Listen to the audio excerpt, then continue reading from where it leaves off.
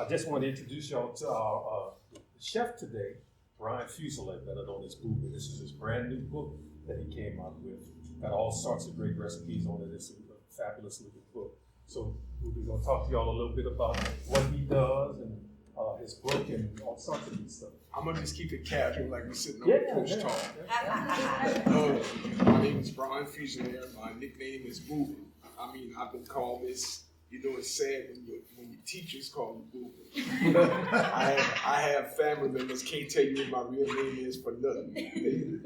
My dad's side, we're from the Prairie Laurent area, which is between our houses and Leonville, going east in St. Landry Parish along Highway 31. When I step out of my house, I actually step on my actual DNA from the Spanish granite land.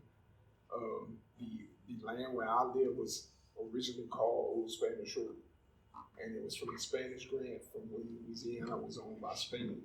My family started there, and I still live there. I built my house right across from my mom and dad. Raised strictly in the country, so I had to pick up on a lot of stuff. But I learned it from a real young age, killing hogs, cattle, hunting, fishing, stuff that's really dying now. I know Jeff can relate, growing up in the country, you know, with fisheries and stuff, but it's actually a dying thing now. So, you know, the ones who actually still know how to do it, they kind of grab us to kind of pass it on. The thing about it is, a lot of the younger really not interested in it. You know, that they're really hurting the culture. But I mean, it is what it is. We just grew up in a different time. I grew up in a time where discipline was boss. Mm-hmm. My mom had the strongest left arm because she would hold me with her left and whip me with her right. And since a whipping was the worst thing that could happen, I was definitely going to resist. And if you ever tried to hold a 200-pound 10-year-old, that's like trying to hold and whip a grizzly bear. My dad's side were the Fusiliers, my mom's side were the Gradners from the Swallow area, like from where Keith Frank is from. I have ties in Lawtell. I recently lost my wife in March due to pancreatic cancer. Her family is from the Mallet Swords area. This right here is my dad's youngest sister. She just recently moved back from Houston, so I drug her to be my helper. I started cooking at a very young age, probably around 11. Growing up in the country, my dad raised cattle, hogs, everything. So my mom was in the medical field. Before she'd leave to go to work in the morning, they'd always put a pack of meat out, which was our own cattle that was, you know, that we slaughter. They put a pack of meat in the sink to cook to defrost whenever they get back. So during the summer, my mom was waking us up, my sister and I, at 5 in the morning because we got to go stay with my grandmother, and that got old quick because she lived right by the track, and the train would not stop over there. Oh, you know, forget this. So I just asked to stay home. Now, I suggest do not leave an 8-year-old like home by themselves now. They'll definitely put you in jail. But at the time, living in the country and stuff, now with that came a speech: do not turn on the stove, keep the door locked, this and that. If you move away from that one time, you got to go back to your grandmother. Okay. Bologna sandwiches and Spam got old quick. I put it in my mind, I cannot eat this another day, but I couldn't touch the stove. So, trying to help, I called myself, I'm gonna cook this round steak that they put out to defrost. I kind of watched, I had a great aunt that lived with us, my grandmother's sister. She actually lived with us and was in excellent shape. You know, for her age, she cut grass and everything. It's sad, but I didn't have a problem with that. Anyway, she would actually worked cleaning houses sometimes for private individuals. So she wasn't there, so I said, no, I'm gonna just try it. I seasoned it best I could, and I mean, burn it to a crisp. Oh, no. My mom gets home, and she can smell it outside, and ran in the house thinking, something's bad. So I'm standing there trying to wash the pots. I was scratching, our cast iron pots, that's all we had. Trying to scratch the bottom of this thing, and well, whatever. So she was like, just wait till your daddy get home. I'm gonna make sure he deals with you. I was like, thank God. With him, I just had to hear, don't do that with her.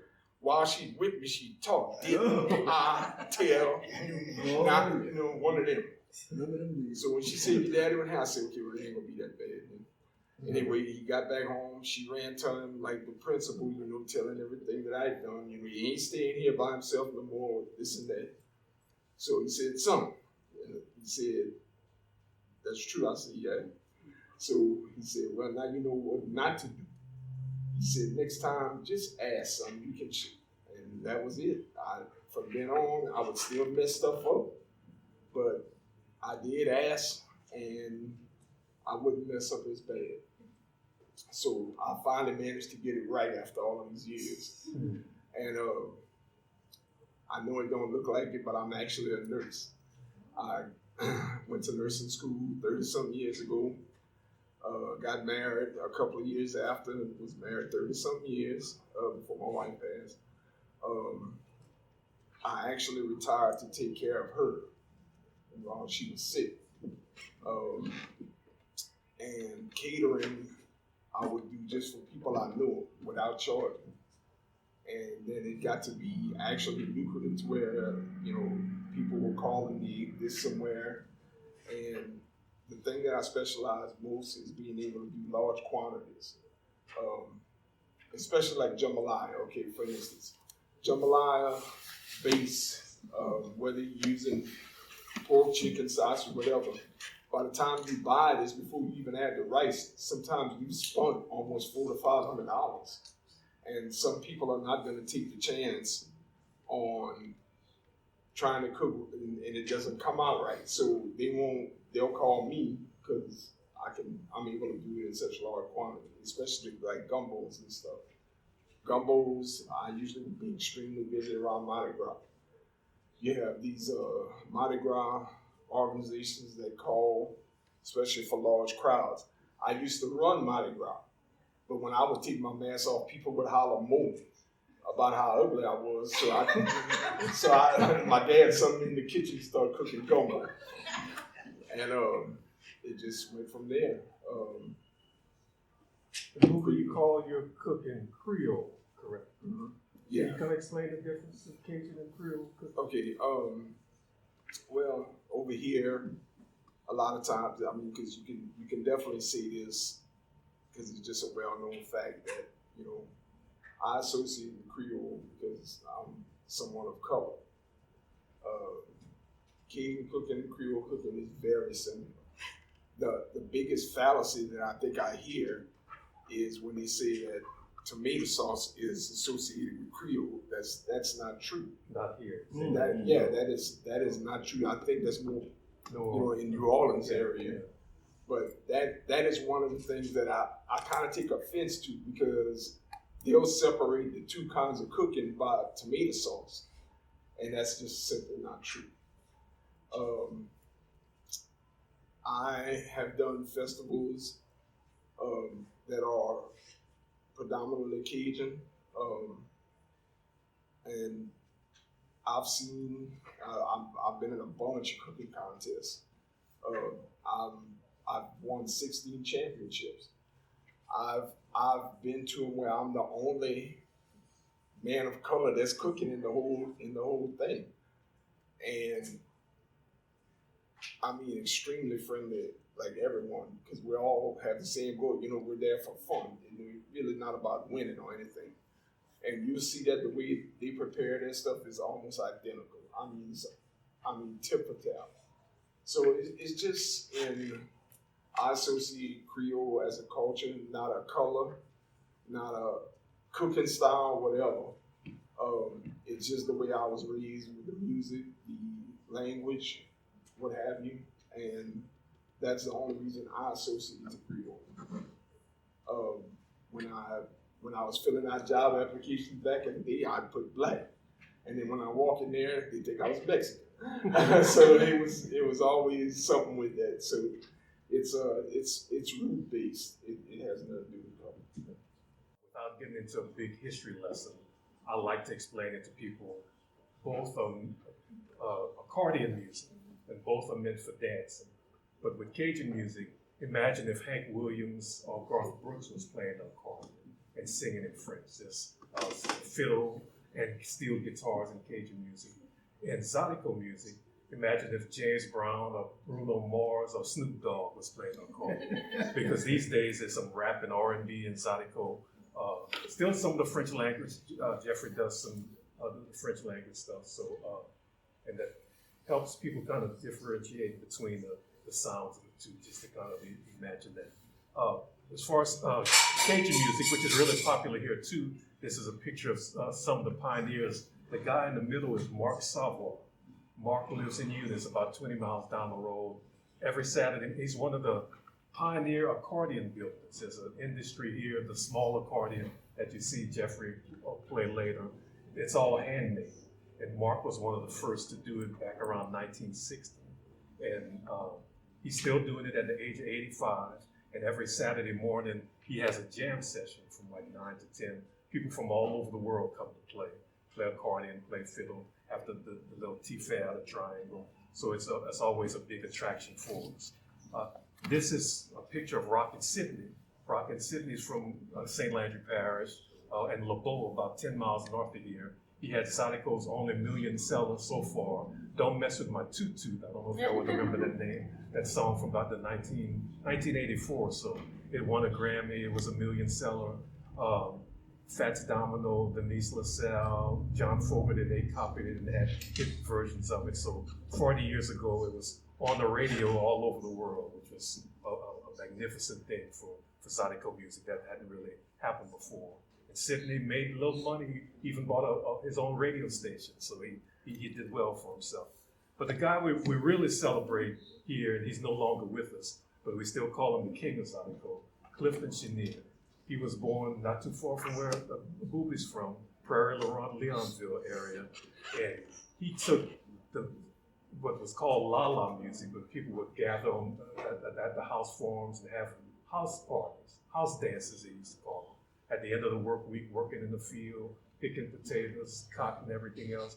They'd have fun, relax on the weekend by playing la-la music. Somebody would have an accordion or a rub board. And Clifton took that music and he just amplified it and electrified it and took it all over the world. Not only was he a Grammy winner, but Lifetime Achievement Award winner from the Grammys. His Bugaloosa Boogie album is in the Grammy Hall of Fame and Library of Congress. So Clifton put zydeco on the map, basically, from St. Landry Parish. And last year marked 100 years since he was born June 25th, 1925. So we were happily sponsored a lot of parties to remember and celebrate Clifton Chenier, including this record, recorded on Valcour Records, which is a label here in St. Landry Parish out of Eunice. It features some of the zydeco stars like Keith Frank, C.J. Chenier, Clifton's sons. But Clifton had such a worldwide impact, a lot of well-known musicians copied his style, or they were influenced by him. None bigger than the Rolling Stones. The Rolling Stones on this album with Mick Jagger singing, playing the accordion, playing a harmonica. And it's a fantastic album. In fact, it's nominated for a Grammy. So we'll find out February 1st if it actually wins the Grammy. But Taj Mahal is on it, Charlie Crockett, Lucinda Williams. You might recognize some of those names. Jimmy Vaughn. It's a terrific album for sure. And part of that celebration, I just got this in the mail yesterday. There's a box set of Clifton recordings, 67 songs. There's a 160-page booklet. I have an essay in it about zydeco today, and it comes with six LPs and 4 CDs. It'll officially be out February 6th, but it's got this great booklet in it. Y'all can pass this around if you like it. It's just a gorgeous work. The Smithsonian Folkways in Washington, D.C., they put it together. And I'm so proud to be a part of it. At St. Landry Parish Tourist Commission, we were some of the sponsors too. So just recognizing the king for all he did. And I'd like to introduce y'all to 2 musicians, live right here in St. Landry Parish. Jeffery Broussard on accordion. Jeffrey, I always call him pound for pound the best accordion player around because he can listen to a song once and then he's playing. And Jeffrey, you play every instrument except what? Except the harp. And the harp. Yeah. And that's only because you never tried. I never put my hands on one yet. Okay. I'm gonna see the if I run across it, I'm gonna play. Yeah.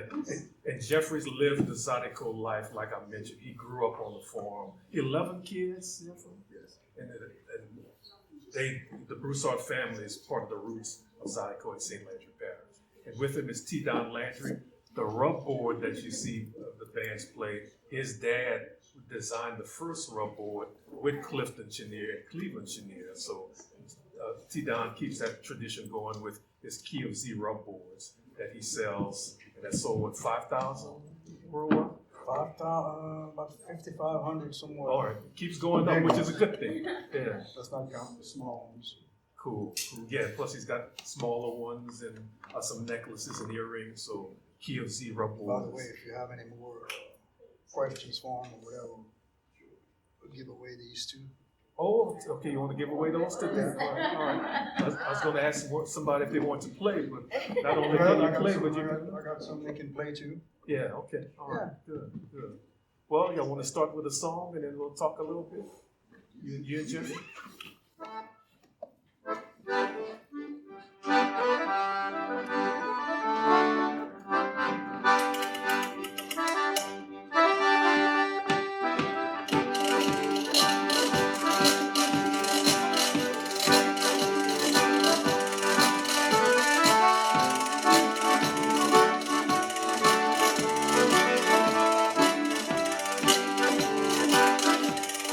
Oh,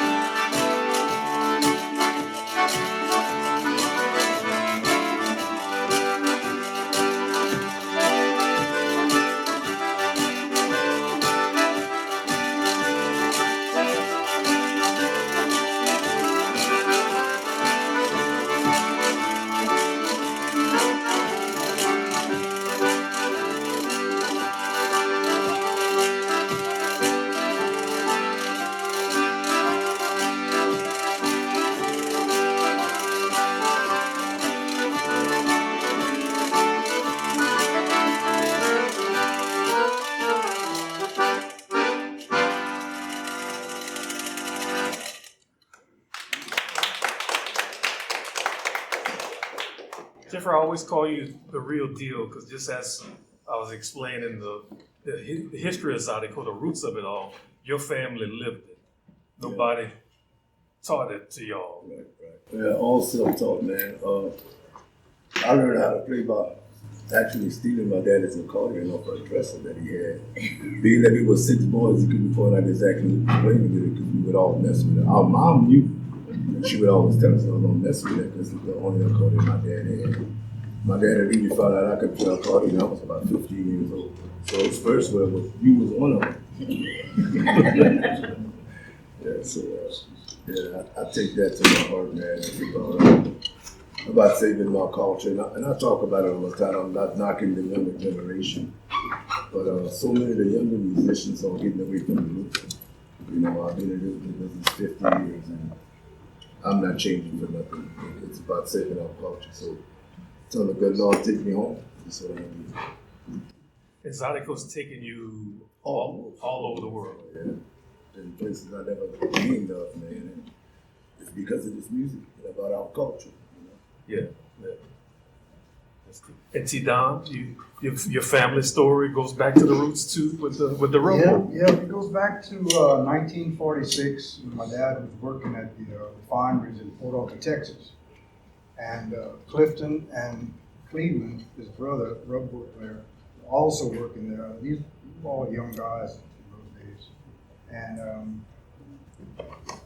Clifton approached my dad and he said, "My brother's having trouble playing a rubboard, old-time rubboard with a rope tied to it.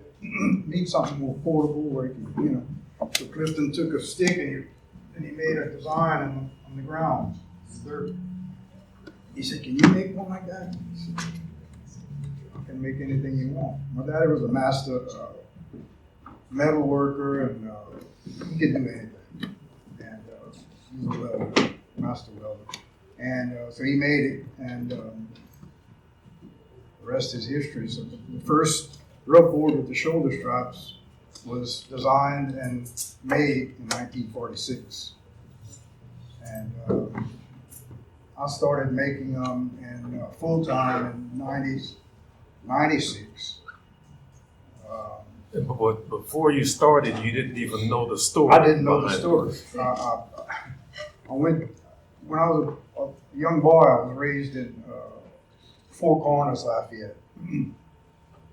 And they had a club across the highway. It's called the Monton Roulette Club. And Clifton used to play there almost every Saturday night. And I could hear that music.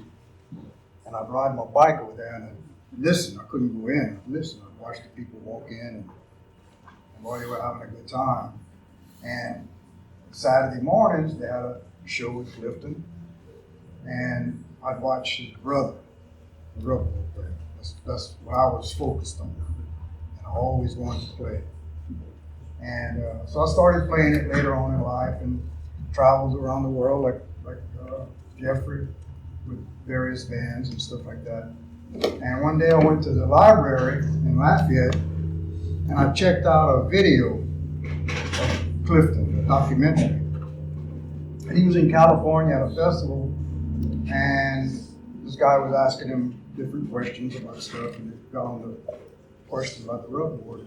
And that's when he started talking about that story. Well, I was born in Port Arthur, Texas. And I started watching this like, man. So I was living across the street from my mom's at that time, so I walked over and I started telling her the story. And the old Cajun lady, you know, and she just sit down and she's rocking in her chair and said, "Hey, Don, that was your daddy." I said, "What, that? Daddy?" "Yeah." Well, they never talked about it because they were all young. I mean, Clifton and Cleveland, nobody knew them at that time. Yeah, I they mean, were in their 20s. They were young boys. Yeah. I mean, young men or whatever. And it was probably made out of tin, galvanized, whatever. And so I started making them and everything else. And when I first started, I mean, the internet was just starting. And so people would see me on the road playing music, and then they'd send me a check in the mail, tell me which one they wanted, you know, whatever. That's how it started. And then I tried to make my own website. That was a disaster. That was way back when you had to know code and all that stuff. Oh my God. And finally got somebody to make me one thing led to another. So now I used to sell at different places, but I do my website and Amazon where I sell. I ship them worldwide. Have them in the Smithsonian Institution in Washington, D.C., museums around the world, and made them for different musicians, Rihanna, Kid Rock, ZZ Top, politicians. People ask me all the time, well, there's only so many musicians, that even know about this instrument and stuff like that. Who buys it? It's different people. Sometimes it's a gospel group or church. I've sold them to churches. Now I'm selling them a lot online for high schools in different states. And some people buy them just to hang them up. Yes, and you've always preached it's a fun instrument. People, when they put this on, they can't. Yeah, it's like Christmas every day at my house, because when people do, sometimes people order and then they're not sure, they don't order a lot of stuff online, so they'll call me. Hey, I was just put in, yeah, I saw you order. Yeah, I was just wondering, man, I can't wait to get it. Oh my God, I can't wait to get my hands on that thing. I never played one. Can you help me? And start a big conversation, and I get repeat customers that call me. They might call me 5 years later. Still enjoying it. I'm still having a good time, Thank you for making them. Stuff like that. So, yeah, it's a fun thing. The scrub board paid my nursing school and my car insurance. The scrub board paid my Jeff knows. Yeah. When I was in nursing school, I played scrub. That paid my nursing school and my car insurance. Yeah. Yeah, and playing in the band, Jeffrey can tell you that. But especially going overseas and in the United States too. Everybody walks on stage.